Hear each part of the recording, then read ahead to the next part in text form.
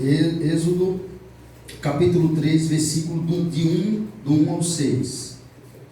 Vamos lá.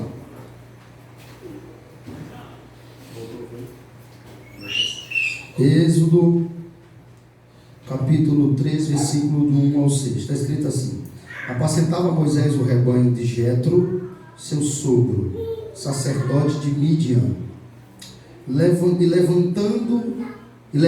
o rebanho para o lado ocidental do deserto, chegou ao monte de Deus, a Horebe. Apareceu-lhe o anjo do Senhor em uma chama de fogo, no meio de uma sarça. Moisés olhou, e eis que a sarça ardia no fogo, e a sarça não se consumia. Então disse consigo mesmo: irei para lá e verei essa grande maravilha, porque que a sarça não queima. Vendo o Senhor que ele se voltava para ver, Deus, do meio da sarça, o chamou e disse: Moisés, Moisés. E ele respondeu: eis-me aqui. Deus continuou: não te chegues para cá, tira a sandália dos pés, porque o lugar em que estás é terra santa. E disse-me mais: eu sou o Deus de teu pai, o Deus de Abraão, o Deus de Abraão, o Deus de Isaque e o Deus de Jacó. Moisés escondeu o rosto, porque temeu olhar para Deus. Senhor, muito obrigado. Que privilégio é poder ser o portador da tua voz. Louvar o teu nome, ó Deus. Que maravilha. Não somos dignos, eu não sou digno. Miserável homem que sou. Quem me livrará do corpo dessa morte? Graças a Deus por Cristo Jesus, nosso Senhor. Ó Deus, eu te peço que seja o Senhor a falar conosco essa noite. Que eu seja apenas um instrumento, um homem simples que falará a palavra de Deus com tremor e temor no coração. Ajude-me, Deus, a falar da parte do Senhor e não da minha, de modo que o nome do Senhor seja glorificado, todos sejam edificados e nós sejamos mais parecidos com o teu Filho Jesus Cristo. Amém. Pode sentar, irmãos.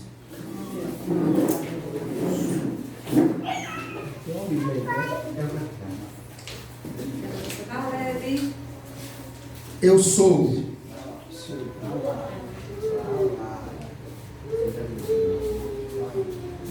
Irmãos, o tema dessa mensagem é Eu sou.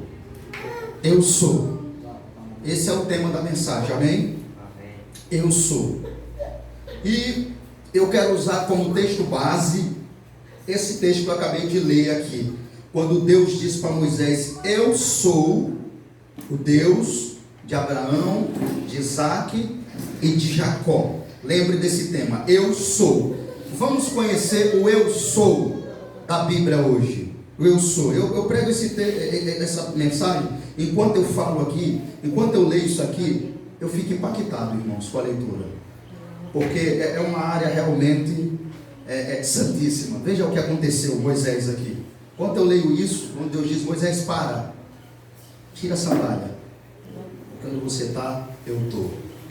Como assim? O lugar que você vai pisar, eu estou aqui. E por eu estar aqui, esse lugar é muito santo.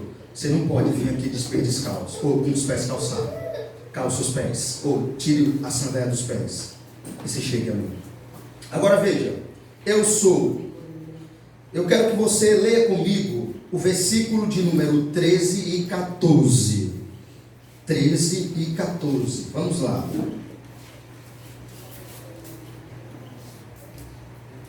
Você pode ler comigo?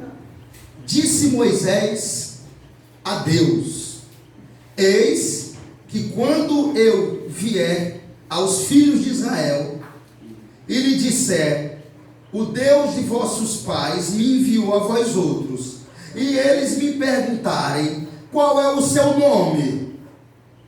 Que lhe direi? Versículo 14. Deus. Disse Deus a Moisés: eu sou o que sou. Disse mais: assim dirás aos filhos de Israel: eu sou, me enviou a vós outros. E disse Deus ainda mais a Moisés: assim dirás aos filhos de Israel: o Senhor, o Deus dos vossos pais, o Deus de Abraão, o Deus de Isaac, o Deus de Jacó, me enviou a vós outros. Glória a Deus, aleluia. Esse é o nome de Deus. Eu sou o que sou. Moisés faz uma pergunta a Deus: ô Deus, eu vou chegar lá em nome de quem? Quem vai ser minha referência lá, Deus? Eu vou falar do nome de quem quando chegar lá aos filhos de Israel? Porque os filhos de Israel, eu sou um simples pastor, Deus. Eu saí do Egito fugido. Ninguém vai me dar crédito. O que é que eu vou falar, Deus?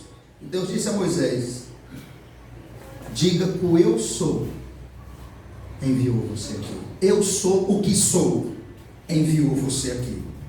Eu sou o que sou. Talvez um nome intencionalmente misterioso e carregado de liturgia também poderia ser traduzido como eu serei o que serei. Neste contexto, está intimamente associado com a coerência de Deus em se lembrar do seu antigo compromisso da aliança e agir com respeito a ele. Foi abreviado para eu sou, eu serei, e ele será, ou Yahvé, substituído por o Senhor, no hebraico, Yahvé. Veja, irmãos, no mundo moderno, o nome de uma pessoa é apenas um rótulo de identificação. Nos tempos bíblicos, porém, os nomes pessoais costumavam ser escolhidos para informar, descrever de algum modo o caráter da pessoa ou as circunstâncias na causa do seu nascimento. Nós vemos muito isso na Bíblia, dando nome a pessoas por causa de como elas nasceram, e também nome de pessoas que levam a sua característica. Isso você vai ver muito na Bíblia, muito. Como, por exemplo, quando o filho de uma das mulheres de Rúfia, ou foi Finéias, nasceram, a esposa colocou o nome do menino de Icabod, ou Icabode, que significa foi-se a glória de Deus. Por que ela botou esse nome? Porque naquela mesma instante, naquele mesmo acontecimento presente, tinha se levado a Arca da Aliança, e a Arca da Aliança representava a presença de Deus. Então ela usa aquele contexto, coloca o nome do menino referente àquilo que estava acontecendo de mais grave na época. E acabou. O menino saiu, quando ele nasceu, ele recebeu esse nome, e acabou, porque foi-se a glória de Deus. Então, como eu disse, era normal, nos tempos antigos, colocar-se nome, ou com a referência do nascimento da criança, ou identificando o caráter daquela pessoa. Assim é com Deus, não é diferente com Deus, com frequência, nos termos bíblicos, como eu falei, os nomes pessoais costumavam ser escolhidos para informar e descrever algum modo, o caráter da pessoa, como um modo de revelar o seu caráter antigo. No Antigo Testamento celebra constantemente o fato de que Deus tornou o seu nome conhecido a Israel. Dentre os muitos nomes de Deus no Antigo Testamento, temos na tradução para a nossa língua, Deus Todo-Poderoso. Você vai ver isso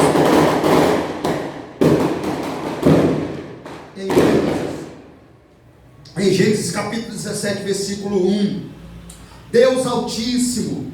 Você vai ver isso em Gênesis capítulo 14, versículo 18. Novamente ele será repetido do versículo 14, 19. Deus Altíssimo. Novamente ele será repetido no versículo após, versículo 20. Deus Altíssimo novamente. E novamente no versículo 22 do mesmo capítulo será repetido novamente o nome de Deus como Deus Altíssimo. Eu estou falando da passagem de Melquisedeque, que Melquisedeque abençoou Abraão, pois nessa passagem vai falar-se 4 vezes o nome de Deus como Deus Altíssimo. Uma observação: quando eu estava lendo Gênesis, para me aprofundar mais nesse conhecimento sobre o nome de Deus, como estava preparando uma mensagem sobre esse nome eu sou, eu observei que a primeira vez que Deus falou eu sou, não foi na sarça ardente, né? Muitas vezes nós pensamos que a primeira vez que Deus falou eu sou para alguém, se identificando como eu sou, foi na sarça ardente. Não foi com Moisés. Gênesis, o próprio Gênesis capítulo 15, 7, aonde Deus diz a Abraão, eu sou. Deus já tinha falado, Deus já tinha usado essa expressão de nome, Deus já tinha dito ao homem que ele era, e já tinha se revelado como eu sou para o próprio Abraão. Gênesis capítulo 15, versículo 7, você vai ver isso, que onde Deus diz a Abraão, eu sou o Senhor que te tirei de Ur dos caldeus, né? Deus vai falar isso, e você vai ver essa referência no Novo Testamento agora, em Gênesis capítulo 17, quando Deus disse, eu sou Deus Todo-Poderoso, anda na minha presença e ser perfeito. Outro nome que o Antigo Testamento se refere a Deus, dessa vez, dando dois nomes a Deus ao mesmo tempo, em uma passagem, Criador de Israel e o Santo de Israel. Você vai ver isso em Isaías capítulo 43, versículo 5. Mais uma vez Deus se revela como eu sou o Senhor vosso Santo, o Criador de Israel. Irmãos, o nome mais importante de Deus no Antigo Testamento é Yahvé. Yahvé é o nome mais importante de Deus no Antigo Testamento, conforme a gráfia empregada pelos estudiosos mais recente, Jeová na gráfia mais antiga, eu sou o Senhor. Como em várias traduções modernas da Bíblia, apesar de Deus ter se revelado aos patriarcas como Yahvé antes do tempo de Moisés, ele declarou a Moisés que esse nome era especialmente significativo em seu tempo, e o seria para o restante da história de Israel. Quando Deus falou a Moisés da sarça ardente, Moisés perguntou qual era o nome de Deus, e a primeira resposta foi, eu sou o que sou. Foi isso que Deus respondeu a Moisés. É o nome abreviado em seguida para eu sou Deus e o Senhor, o nome usado no lugar de Yahvé, traduzido como eu sou Deus dos vossos pais, como o Senhor disse aqui. Agora, o nome Yahvé está envolto em grande mistério tradicionalmente. Esse nome, em todas as suas formas, era considerado o foco do caráter eterno, autossuficiente, autônomo e soberano de Deus. O modo sobrenatural de existência que o sinal da sarça ardente havia indicado em tempos mais recentes. Esse nome é associado de modo bastante próximo a ideia de que Deus é fiel e guarda a sua aliança. Quando Deus falou pela primeira vez na sarça ardente, revelou-se como aquele que havia feito promessas aos patriarcas por meio da aliança firmada com eles. Veja isso aqui no versículo de número, voltando lá, 6, volta um pouquinho. Olha lá, 3:6, olha o que Deus disse. E disse, mas eu sou o Deus do teu pai, o Deus de Abraão, o Deus de Isaac e o Deus de Jacó. Está vendo? Deus falou e se revelou acerca da aliança que ele tinha feito com os patriarcas. Essa revelação levou Moisés a perguntar o nome de Deus quando Deus revelou o seu nome como Yahvé. Anunciou que não era apenas o Deus do passado, mas também o Deus que se lembra das promessas que havia feito na aliança e que opera em favor do seu povo para cumpri-las, como estava prestes a fazer para os israelitas no Egito. Agora vamos ver, irmãos, eu sou em ação, o eu sou em ação no Novo Testamento.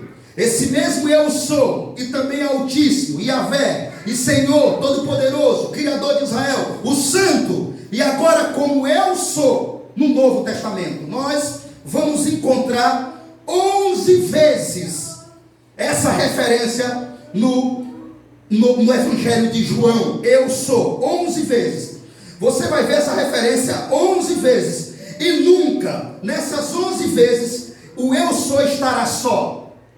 Ele estará sempre acompanhado de outra referência. Como por exemplo, eu sou o caminho, eu sou a porta, eu sou a luz. Entendeu? Você vai ver, eu sou só no Evangelho de João, por 11 vezes. Dessa forma, sempre acompanhado com outra referência. Mas se você pegar só a primeira referência, eu sou, aí você vai ver ela por 14 vezes no Evangelho de João. 11 vezes você vai ver a palavra eu sou acompanhado de outra referência, como eu expliquei, e 14 vezes o eu sou só. Eu cheguei a essa conclusão enquanto eu labutava e meditava nesse livro de João. Essa referência prova que Jesus é Deus e foi o Deus também do Antigo Testamento. Quando João cita Jesus como eu sou, isso aqui mostra para nós que o Deus do Antigo Testamento também é o Deus do Novo, e que o Jesus do Novo Testamento também é Jesus no Velho Testamento. Ele é Deus também no Antigo Testamento. Agora abra suas Bíblias em João capítulo de número 6, versículo de número 36.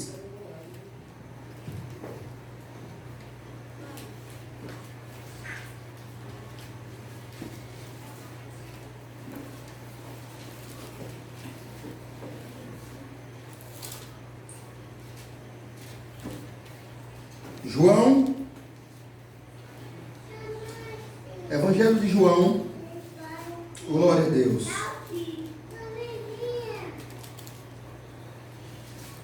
Vamos lá, capítulo de número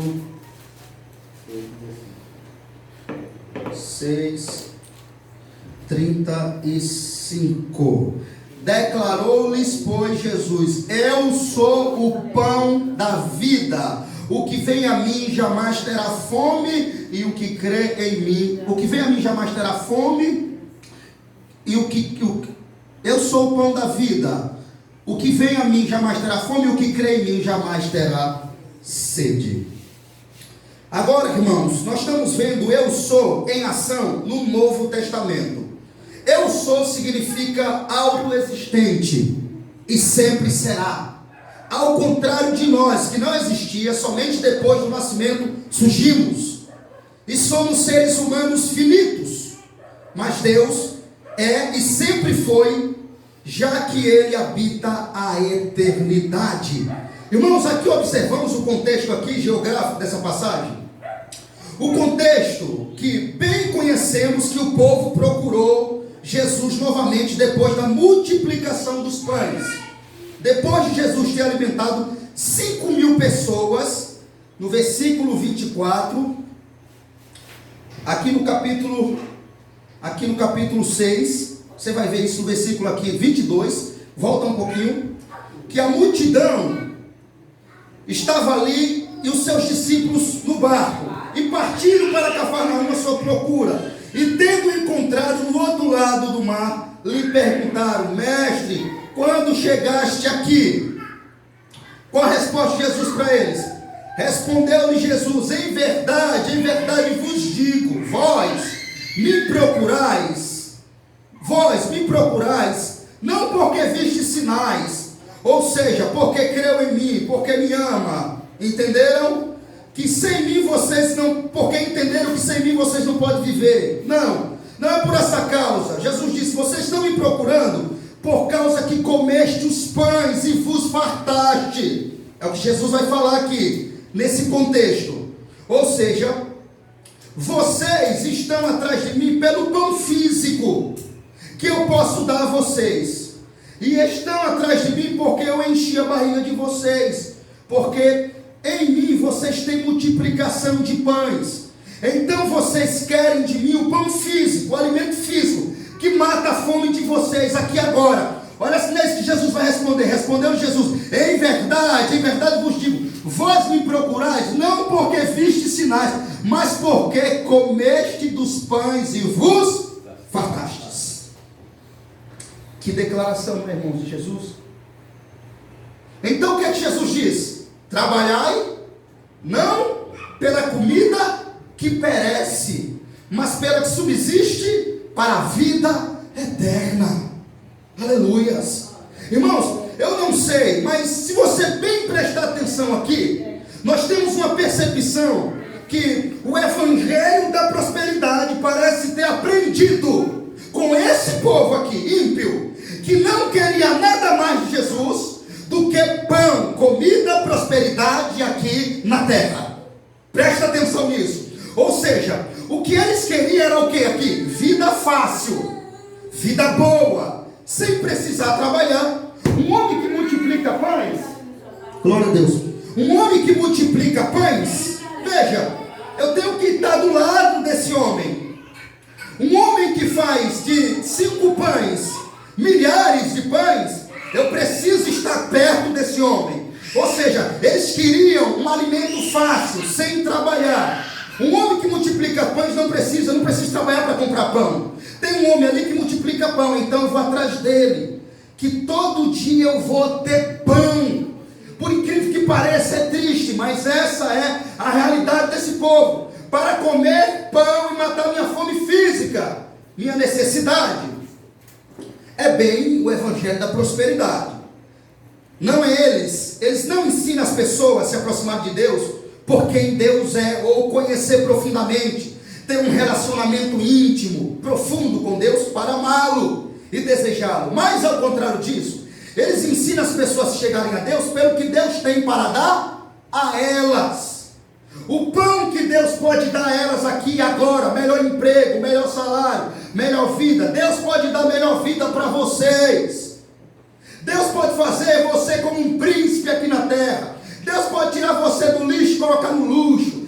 Deus quer lhe dar um carro novo. Ele tem o melhor, a melhor vida para você aqui na terra. Venha. Então, irmãos, o que acontece? As igrejas se amontoam de pessoas, multidões enchem os templos. Agora, para quê? Em que motivação? A mesma motivação que essa multidão aqui da passagem, que está atrás de Jesus por causa do pão que Jesus podia dar a elas. Agora, eles, o alimento que perece. Irmãos, acabamos de ver a descrição perfeita das igrejas carnais, mundanas e interesseiras, que só busca Deus por aquilo que Ele pode dar a elas, por aquilo que Deus pode oferecer a elas. Veja, através dessa passagem aqui, nós vemos de uma forma bem clara isso aqui. Irmãos, no versículo 31, nós vemos isso, de uma evidência tão grande, que esse povo é uma cambada de interesseiro. Leia comigo aqui o versículo 31, vamos lá. Olha para aqui. Nossos pais comeram o maná no deserto, como está escrito: deu-lhes a comer do pão do céu. Replicou-lhe Jesus: em verdade vos digo, não foi Moisés que vos deu o pão do céu. O verdadeiro pão do céu é meu Pai quem vos dá. Porque o pão de Deus é o que desce, porque o pão de Deus é o que desce do céu e dá vida ao mundo. Então lhes disseram: Senhor, dai-nos sempre desse pão. Você entendeu essa resposta aí deles aí? O que é que eles falaram a Deus? Senhor, me dê sempre esse pão. Sabe o que nós notamos aqui? A cara de pau desse povo de chegar ao ponto de ser tão grande, que enquanto eu meditava nesse livro, irmão, cheguei até a sorrir com eles. Por incrível que pareça. Olha o que eles vão dizer a Jesus. Eles disseram o seguinte: dai-nos desse pão para sempre. Eles não conseguiram entender que Jesus era esse pão. Eles queriam pão físico, pão que o padeiro faz na padaria. Era esse pão que eles queriam, não o pão que era o próprio Jesus, entende? Era esse pão. Veja, irmãos, eles não queriam só o pão naquele dia, está vendo? Veja, eles não queriam só o pão no dia que Jesus multiplicou, não. Eles queriam o pão todos os dias. Você viu o que ele disse aqui? Eles queriam esse pão sempre. Na verdade, eles não queriam que Jesus fosse o Senhor deles. Eles queriam que Jesus fosse o padeiro deles e multiplicasse pão para eles todos os dias. Esse pão que eles queriam não era o pão espiritual, porque quando Jesus diz eu sou o pão, o que ele diz? dai-nos desse pão todos os dias. Por favor, Jesus, nós queremos comer esse pão todos os dias. Veja, irmãos, parece brincadeira isso, mas é verdade. As pessoas estavam lá perto de Jesus, da luz, do pão que mata a fome, mas eles não entenderam que o pão que Jesus citava era Ele mesmo. Que o comer do pão não era comer o pão físico, era crer em Jesus, para que eles fossem alimentados e pudessem abrir os olhos da mentira que eles viviam. Está vendo aí? Nós pensando, irmãos, que não existia um povo pior do que o da Universal. Porque eu vou dizer uma coisa: o povo da Universal, eles ainda tentam barganhar, tenta fazer uma oraçãozinha aqui, outra ali. Esse povo não, chegou para Jesus e disse assim: Jesus, onde é que está o pão? Se tiver pão eu fico, se não tiver eu vou embora. É isso que eles fazem aqui. Jesus diz: não, eu sou o pão. Jesus: não, nós queremos saber do pão que o Senhor multiplicou lá naquele dia. É esse pão, cadê? Quando é que vai ser a próxima multiplicação, Jesus? Quando é? Se não tiver multiplicação de pão, eu vou embora, porque é esse pão que eu quero. Eu não quero saber de outro pão. Jesus explicando: eu sou o pão. Aí no versículo de 35, Jesus declara, abertamente declarou: pô, Jesus, eu sou o pão da vida, quem vem a mim jamais terá fome. Aleluia. Glória a Deus. Vocês precisam entender isso. Eu sou o pão da vida. Quem vem a mim não tem fome mais, assim sede. Não continua na vida que vocês estão vivendo. Ímpios, não. Quem vem a mim jamais terá fome. Eu sou o pão da vida. Não é o pão físico que eu multipliquei para vocês. Eu sou o pão que desceu do céu. Não é aquele pão. Vocês não podem estar atrás desse pão. Mas eles não entenderam. Eles não entenderam. Eles queriam o pão físico, irmãos. Eles queriam o pão que matava a fome ali, agora. Eles não conseguiam entender que Jesus era esse pão. Eles queriam pão físico, pão que o padeiro faz, como eu te disse. Então eles queriam só o pão naquele dia. Ele queria o pão todo dia de Jesus. Cadê o pão de Jesus? Nós não queremos saber se o Senhor faz milagre, não queremos saber se o Senhor salva, nós não queremos saber nada, nós queremos saber do pão.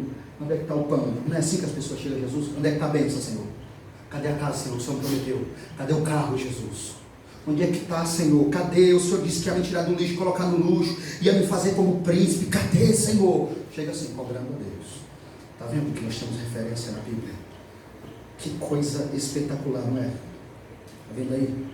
Acabamos de achar os parentes de Edir Macedo e a escola e a Geno Duque dentro da Bíblia. Impressionante isso, né, irmãos? Irmãos deles, muito parecido, não é? Aqui, a partir dessa expressão, eu quero dizer que Jesus tem a vida, e quem não tem Jesus não tem a vida. Então Jesus disse: eu sou o pão da vida, quem vem a mim jamais terá fome, quem crê em mim jamais terá sede. Então Jesus mostra que não está falando de um pão físico, mas de um pão que podia alimentar a alma deles, de modo que eles não teriam mais fome, e não seriam esses carnais interesseiros que eles estavam sendo. Se crescem verdadeiramente em Jesus e comessem desse pão, que significa crer nele, não teria mais fome, eles seriam fartos e satisfeitos.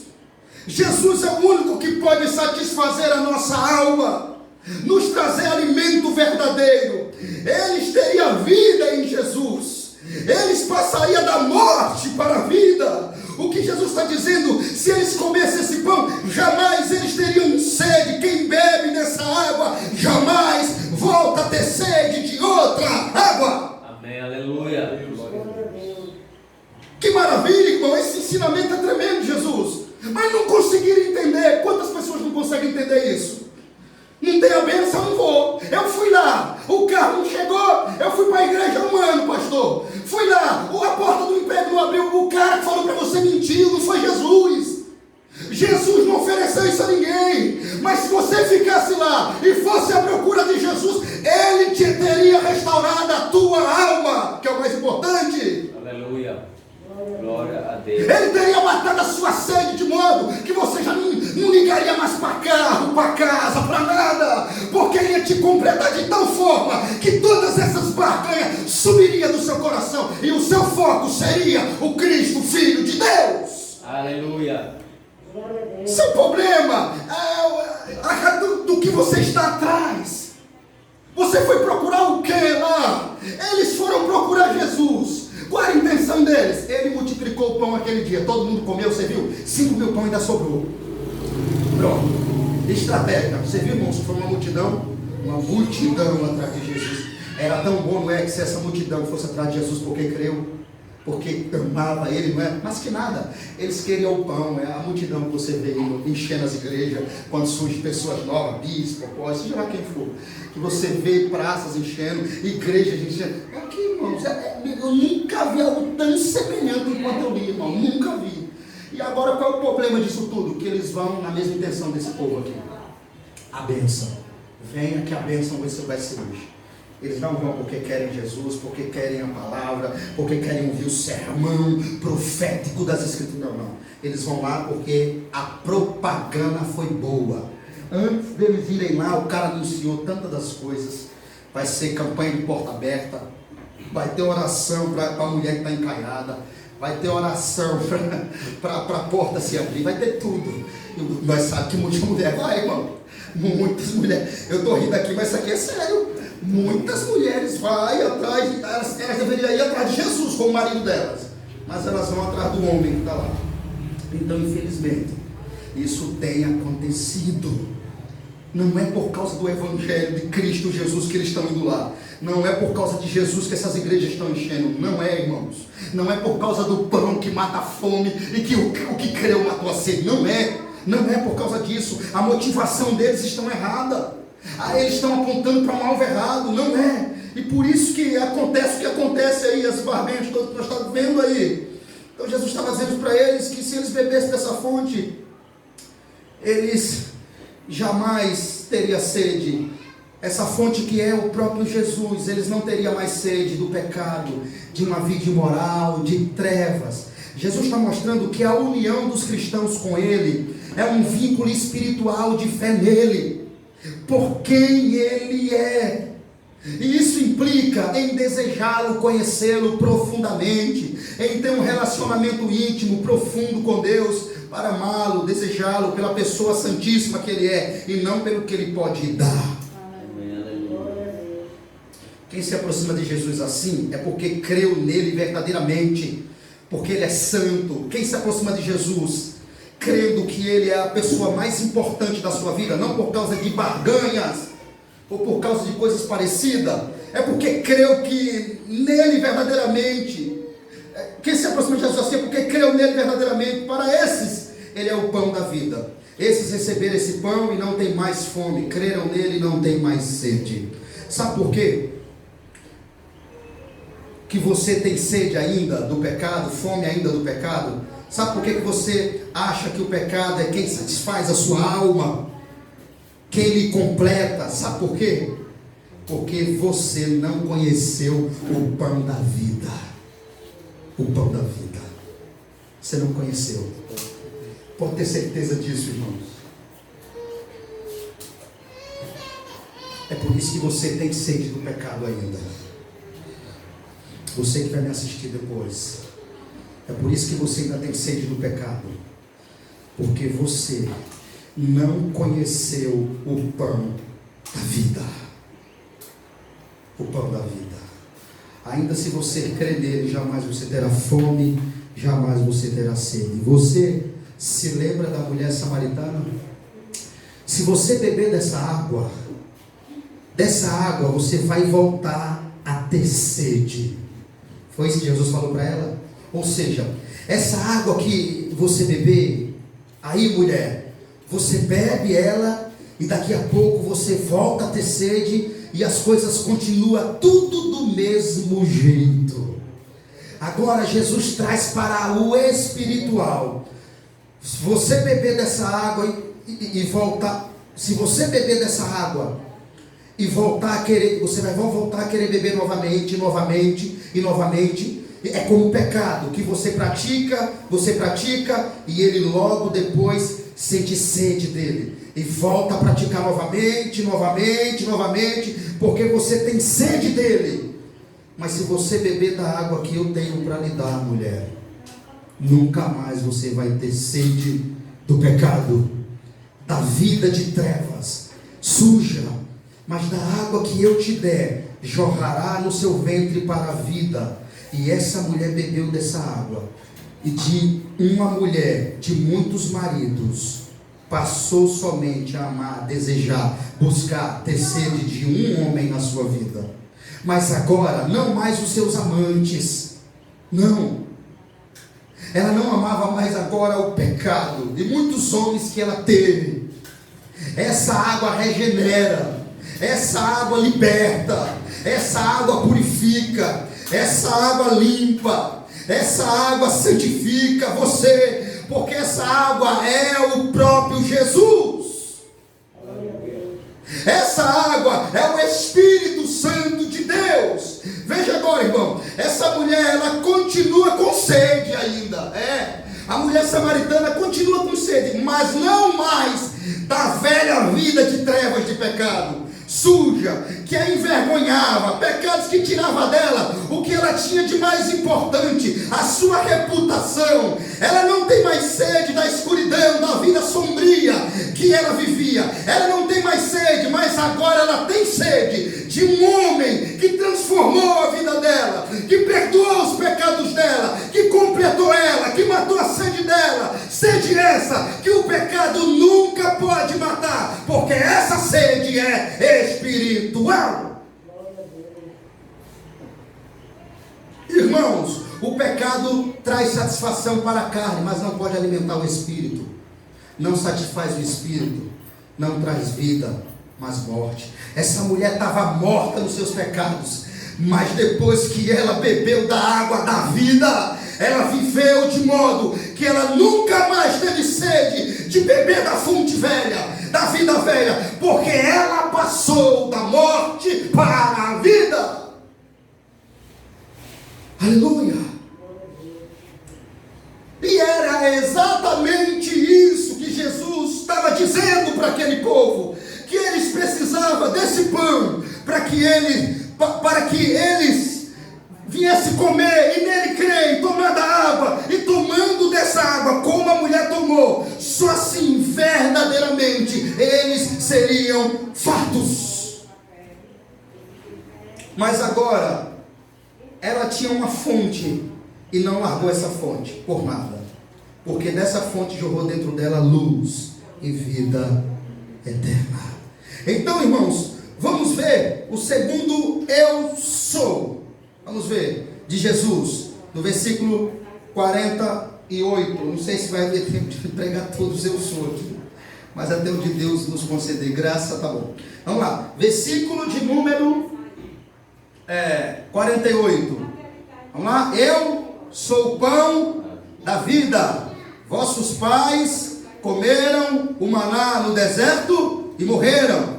Este é o pão que desceu do céu, para que todo o que dele comer não pereça. Amém? Ou seja, o pão que desceu do céu, para que todo o que dele comer não pereça. Ou seja, o maná no deserto, ele apodrecia. Muitos só estavam preocupados com o pão físico que Deus dava, e muitos esqueceram do principal, o espiritual, que era a palavra, que aqueles que dela se alimentassem, crendo, mostrando isso, com obediência, a palavra viveria neles eternamente. Então Jesus faz uma citação do Antigo Testamento, mostrando a ele que o maná, vossos pais comeram o maná no deserto, mas morreram. Eles morreram comendo maná no deserto, porque o maná apodrecia. Eu sou o pão vivo. O terceiro eu sou, versículo 55. Eu sou o pão vivo. Vamos lá, vamos ler, irmãos. Eu sou o pão vivo que desceu do céu. Se alguém dele comer, viverá eternamente. E o pão que eu darei, e é o pão que eu darei pela vida do mundo, é a minha carne. Eu sou o pão vivo. Então Jesus diz mais uma vez: eu sou o pão vivo que desceu do céu. Se alguém dele comer, viverá eternamente. Veja, meu amado, você vai ver, ouvir, que Jesus aqui é o único que pode dar vida. Ele é o único que pode lhe dar vida e vida eterna. Você não pode ter vida em si mesmo. O que Jesus está dizendo aqui? Você não pode ter vida se continuar vivendo para o pecado.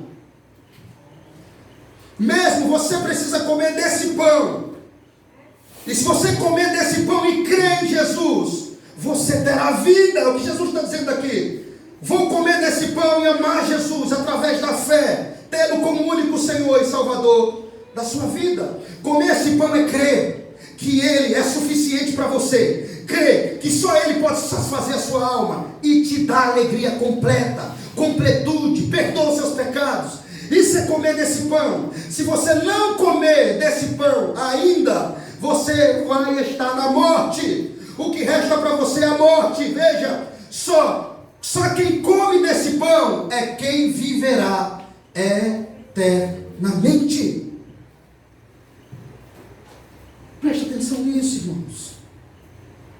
De modo que eu quero que você leia comigo o versículo 53, do mesmo capítulo. Vamos lá? Você pode ler comigo aí, 53? Respondeu-lhes Jesus: em verdade vos digo, se não comerdes a carne do Filho do Homem e não beberdes o seu sangue, não tendes vidas em vós mesmo.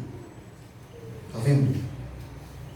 Respondeu-lhe Jesus: em verdade vos digo, se não comerdes a carne do Filho do Homem e não beberdes o seu sangue, não tendes vida em vós mesmo. Meu Deus, que declaração estupenda, irmãos.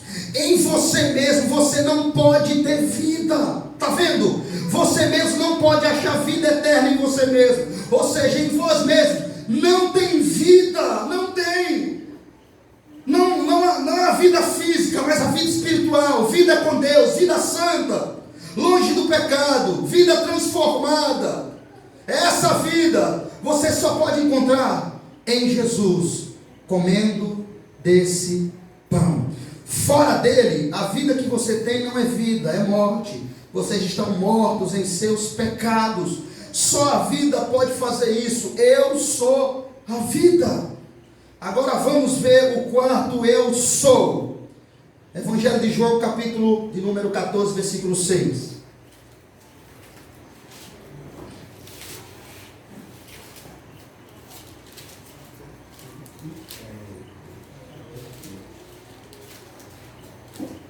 Eu sou o caminho, a verdade e a vida.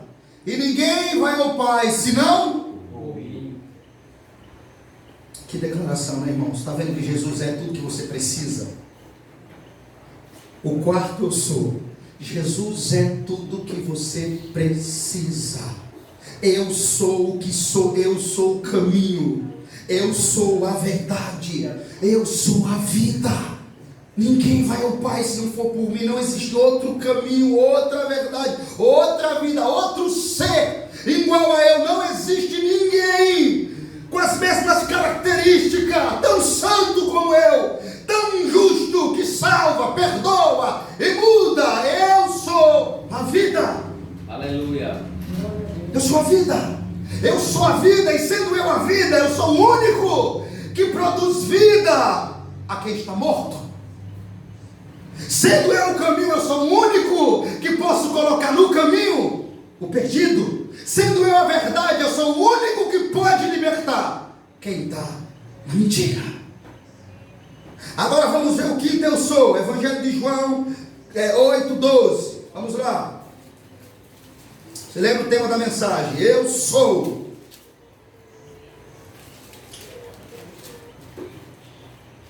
Está escrito como? Eu sou a luz do mundo. Quem me segue não andará em trevas, mas terá a luz da vida. Irmãos, Jesus é tudo como precisa. Ele é o pão da vida. Ele é o caminho, Ele é a verdade, Ele é a vida, Ele é a luz. Por isso que eu fiz questão de trazer essa referência, irmão, e preparar essa mensagem para nós. para que nós conheçam, eu sou do Novo Testamento. O mesmo Deus que era no Antigo Testamento, é também no Novo Testamento. E é esse Jesus aqui, e Ele é tudo que nós precisamos. Eu sou o único Deus que pode completar, trazer alegria eterna, indizível, à alma de qualquer homem. Aleluia. Eu sou. Agora, irmãos, preste atenção, isso é tremendo. Vai gravando os eu sou de Jesus.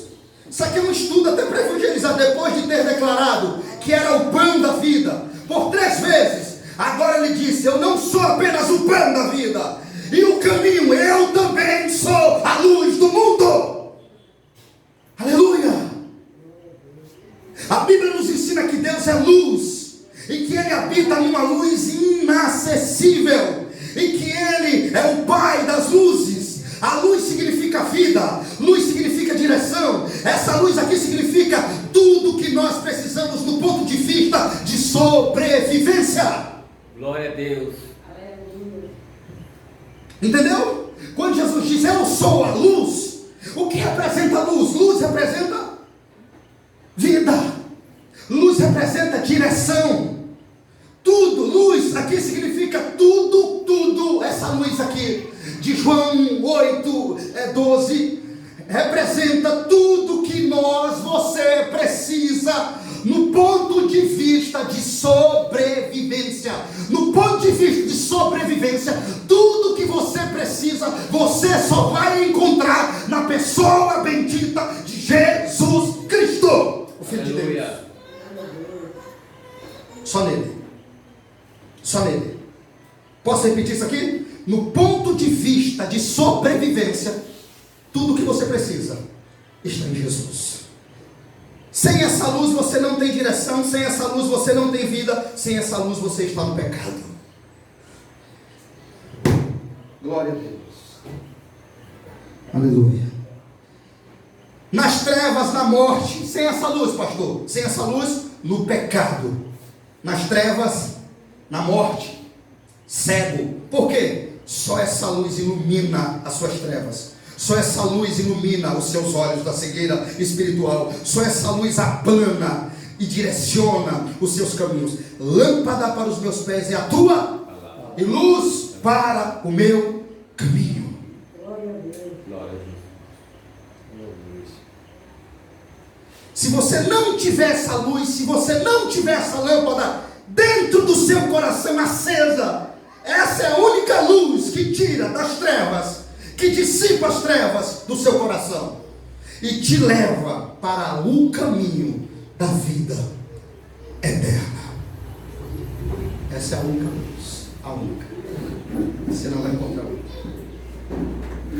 Sem essa luz, você vai andar na morte, vai habitar na morte, que é as trevas. Posso repetir? A única luz que tira das trevas, que dissipa as trevas do seu coração e te leva para o caminho da vida eterna, é essa luz que é o próprio Jesus.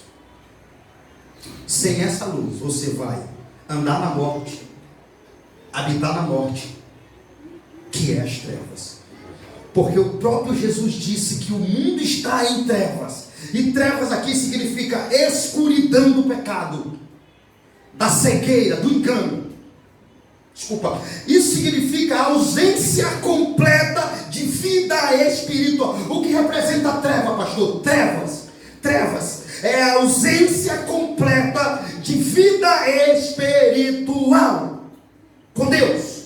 A ausência completa de luz. Trevas é a ausência completa de luz. Quem está nas trevas está morto. Quem está nas trevas está sob o império das trevas, está sob o domínio de Satanás, está escravo do pecado, está perdido, sem direção e sem rumo. Quem está nas trevas. Mas ele disse: eu sou a luz do mundo. Quem me segue não andará em trevas, mas terá a luz da vida, de tal maneira que você não só será iluminado, mas terá a luz em você mesmo. Porque comemos do pão e bebemos recebemos como nosso Senhor. Para você que não comeu desse pão ainda e não bebeu dessa água ainda, só essa luz pode te tirar daí desse poço de lama, dessa escuridão, e iluminar o seu coração. Agora chegamos em João capítulo 10, versículo 7. Vamos lá.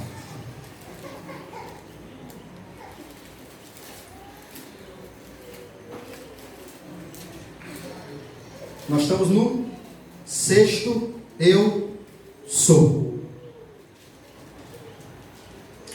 Agora vocês vão me dar um tempinho que eu tenho que abrir com vocês. Vamos lá. Eu estou aqui. João 10. Vamos lá, irmãos. Preciso que todos nós leamos, viu? João 10, 7. Deixa eu botar um pouquinho aqui. Como é que está escrito aí? Jesus, pois, lhe afirmou de novo: em verdade, vos digo, eu sou a porta das ovelhas. Amém? Até aí. Amém? Eu sou a porta das ovelhas. Ele não é só o pão, não é só a luz, não é só o caminho, não é só a verdade. Ele também é a porta das ovelhas. Mas tudo começa com eu sou.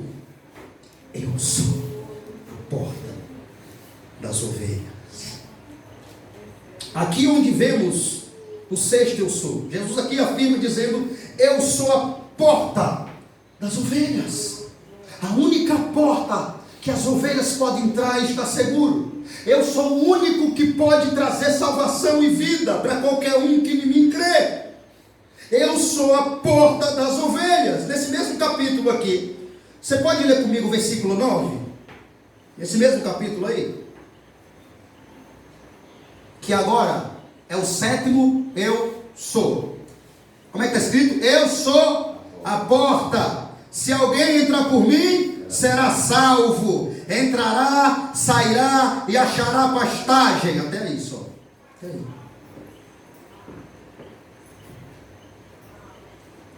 Preste atenção aqui, irmãos.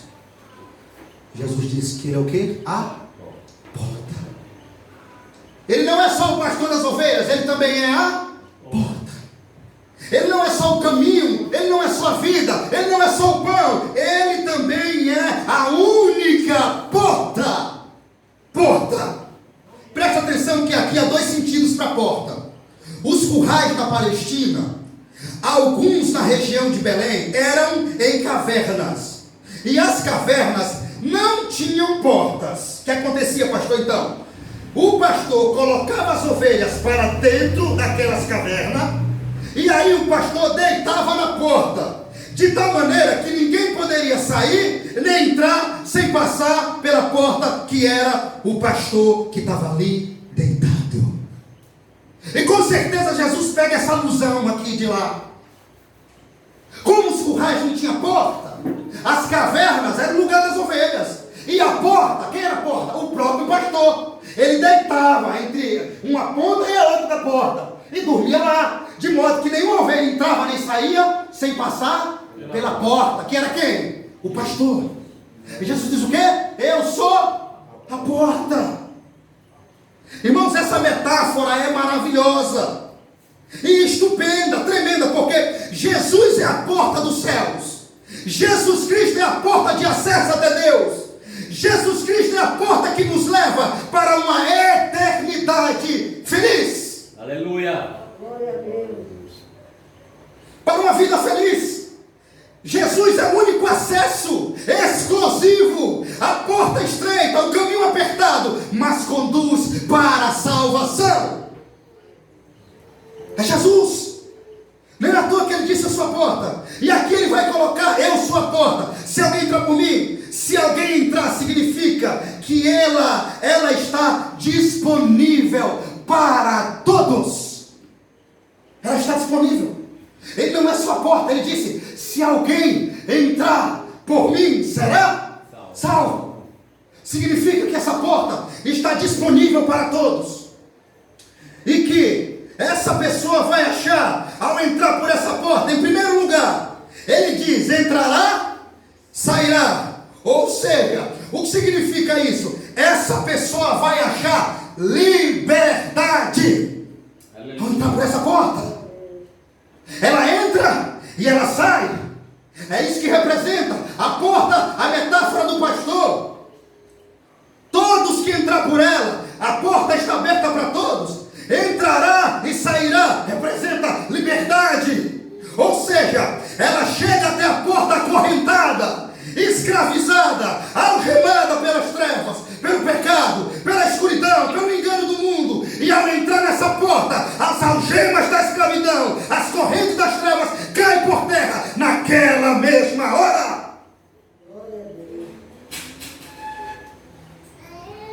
E ela se torna uma pessoa livre, livre da escravidão do pecado, livre das trevas, livre das algemas, das correntes que escravizavam. Por quê? Ela entrou por essa porta. Ao entrar por essa porta, ela conhece a verdade, ela prova a verdade, e ela não só vê o pão, mas ela come do pão, e ela se alimenta do pão, e ela é liberta, como diz a palavra, e conhecereis a verdade, e ela vos libertará. Ou seja, a porta para a verdade, a porta para a liberdade, a porta para a libertação é Jesus. É Jesus. Como diz João aqui: se pois o Filho vos libertar, verdadeiramente sereis livres. Ela não sai de lá nem mais com fome, nem mais com sede, porque lá ela achará pastagem. O que representa isso, pastor? Entrará, sairá, liberdade. Foi o que aconteceu com você. Você só pode ser liberto, você que vai me assistir, que está algemado, acorrentado pelas cadeias do pecado, você só pode ser liberto se você entrar por essa porta que se chama Jesus de Nazaré. Aleluia. Glória a Deus. Só você entrando por ela, as correntes caem, as cadeias caem, e você era livre, entra e sai, e acha o quê? Pastagem. Que representa isso? O que significa pastagem? Ou seja, o bom pastor alimentará de modo que nunca mais ela sentirá fome, e que nunca mais ela sentirá sede. Ela achará pastagem, jamais faltará pastagem. Ou seja, significa que ele vai nos guiar por pastos verdejantes, que ele vai guiar essa pessoa que entra por essa porta, por pastos verdejantes. Ele vai nos trazer satisfação plena, tudo aquilo que uma ovelha precisa: cuidado, amor, luz, paz, misericórdia, vida. Não só a vida, como a vida com abundância. Aleluia. Glória a Deus. Vida eterna, irmãos. Vida para sempre. Vida que nunca se acaba. Vida nos céus. Vida com Deus. Entre por essa porta, amado. Vem, ela está aberta. Você vai encontrar tudo isso dentro dessa porta. Aleluia. Dentro dessa porta. Agora, o oitavo eu sou de Jesus. Pode ler comigo? Versículo 11 do capítulo 10. Eu sou o bom pastor, e o bom pastor dá a vida pelas ovelhas. Ovelhas. Dá vida.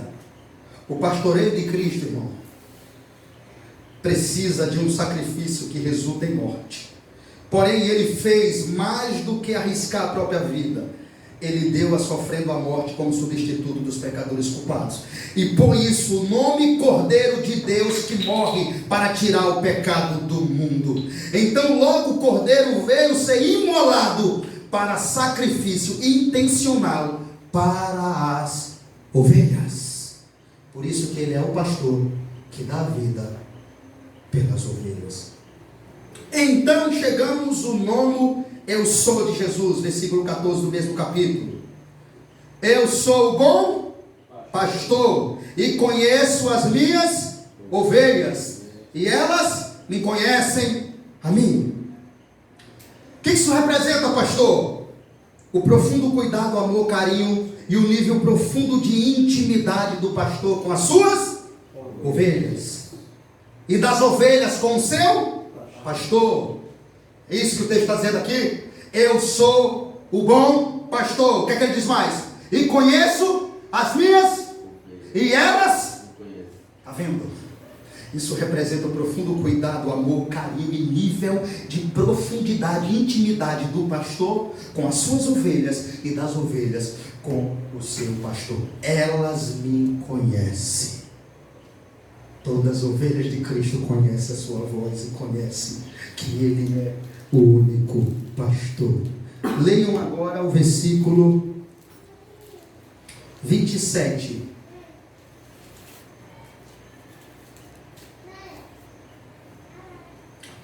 As minhas ovelhas ouvem a minha voz, e eu as conheço, e elas me seguem, e eu lhes dou a vida, e jamais, e ninguém as arrebatará da minha.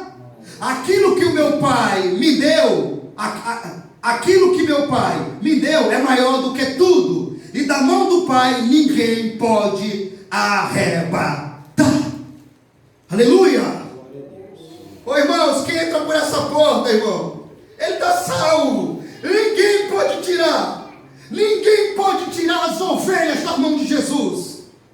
As minhas ovelhas me conhecem, elas me seguem, e eu lhes dou a vida eterna. Está vendo? O que Jesus oferece para você, ainda que não é ovelha, não é pão físico, não é ouro, não é uma casa na praia e um carro, não é isso. O que Jesus pode oferecer para você, o que Ele pode te dar, é o que o mundo, o dinheiro, nenhum homem pode te dar: a vida eterna. A vida eterna. E eu lhes dou a vida eterna. Ah, meu Deus, que tremendo isso. Então chegamos ao 10º eu sou de Jesus. É o Evangelho de João 11, 25. Só um capítulozinho que passa. Pensei que não estava vendo, mas Deus vai, irmãos. Deus é misericordioso. Ele queria que essa mensagem fosse pregada. João 25, João 11, 25.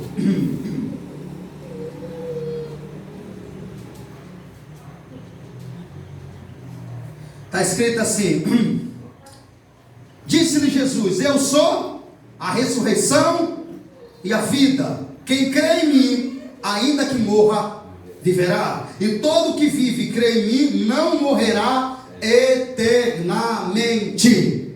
Ô irmão, que palavra impactante é essa, não é?